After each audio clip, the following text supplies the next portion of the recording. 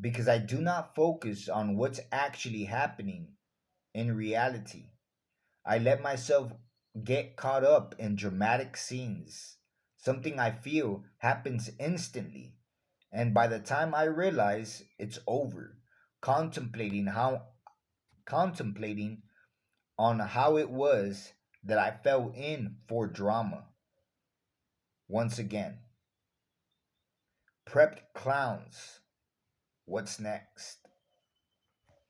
And so like I'm saying, like people that are like living in a different atmosphere, in a different work environment, that have a different status of life, that are not in the ghetto, that are not in the lowest part of society, where I find myself, you don't have to worry about it. But me, I feel like, what I'm saying, living in the ghetto, you have to worry about it. You have to be, how would you say it, on guard. I think it's very much like living in prison, where you just have to be careful, where you just have to, what I'm saying, focus on staying out of everybody's way. You know what I'm saying?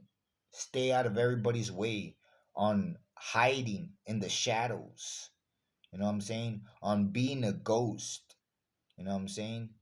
Because there's people that are like, that will create negativity, that will create a, how would you say it, a negative situation out of thin air, you know?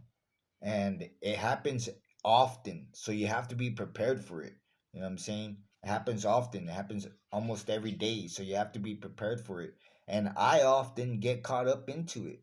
I often get caught up into it because one thing happens after another, and it's like, you know what, sometimes I focus on it. I'm like, hey, you know what, this happened to me throughout the day. Like, first I got mad because of this, and then I got mad because of this, and then I got even more mad because of this, and then this individual pops up, and you know what I'm saying, it doesn't jump from one situation to another. You know what I'm saying? There's a sequence. You know what I'm saying? And I've noticed it. I've noticed it, you know what I'm saying, that it doesn't happen. It doesn't, it gets created. It takes effort and work and time for that to happen. You know what I'm saying? And that's why I say to myself, I as a person have I as a person have to be on guard, and I have to, stay aware of my surroundings.